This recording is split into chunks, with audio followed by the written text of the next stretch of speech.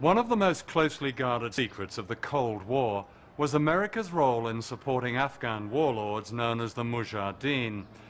The official story is that America backed these fundamentalists in response to the Soviet invasion of Afghanistan in December 1979. But that's not true. It was 6 months before the Soviet invasion, in July of that year, that President Jimmy Carter authorized $500 million to help set up the Mujahideen, a terrorist organization.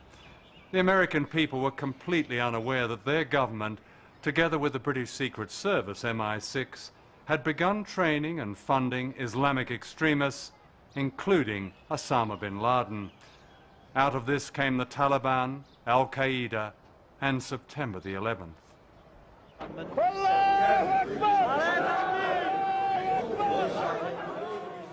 Soon after the Taliban came to power in 1996, the administration of Bill Clinton backed a secret plan for a pipeline through Afghanistan from Central Asia, which has vast reserves of oil and gas. The Taliban were offered a generous cut in the deal and secretly invited to Washington and Texas. They were treated royally, taken shopping and flown to tourist attractions like the NASA Space Center and Mount Rushmore. Their tour was so secret that no television news covered it. Most Americans knew nothing. By the time George W. Bush came to power, the link between Al-Qaeda and the Taliban was an embarrassment, and September the 11th gave Bush an opportunity to get rid of them. Today, Afghanistan is run by a regime installed by the Americans, and the pipeline deal is going ahead. September the 11th also presented an opportunity to an influential group who, even by Republican Party standards, were extreme.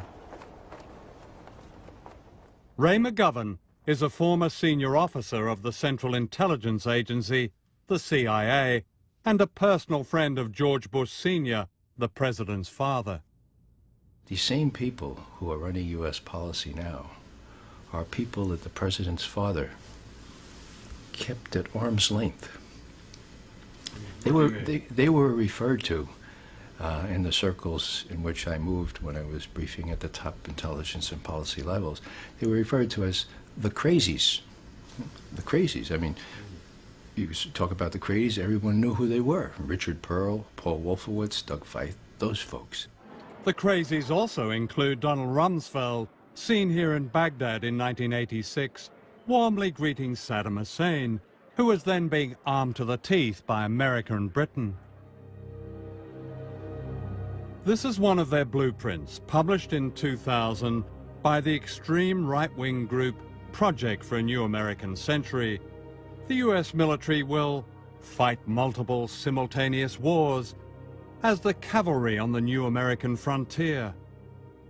The principal author is William Crystal. The problem with America is not that we go around marauding around the world imposing ourselves. The problem with America in the last 10, 15 years since the end of the Cold War, really in the last 60 years, is that we've been too slow to get involved in conflicts. Outside America, people have worried about the United States conducting an unprovoked attack on a country, a sovereign country. Are they? Are they? Yes, they are. Really? They're worried we're going to attack Britain, France, Germany, any democracy? No, because... Any decent regime? No, well, the United States doesn't usually attack strong countries. Do we attack decent countries? No, I said strong countries. Well, I'm asking decent countries. I don't know Are what people you would really call, worried the U.S. is going to go, a decent, law-abiding country, and the U.S. is going to come in and say, we don't like the look of you, we're going to depose you? Is that something the U.S. has done quite often?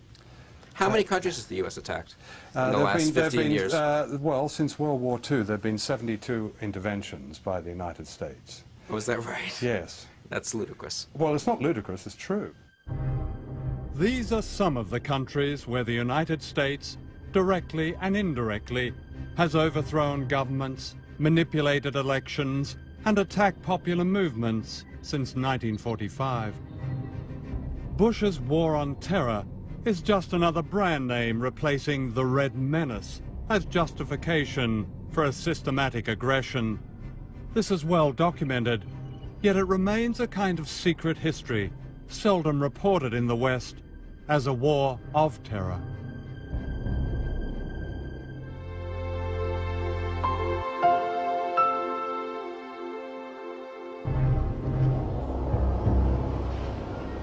As we and our coalition partners are doing in Afghanistan,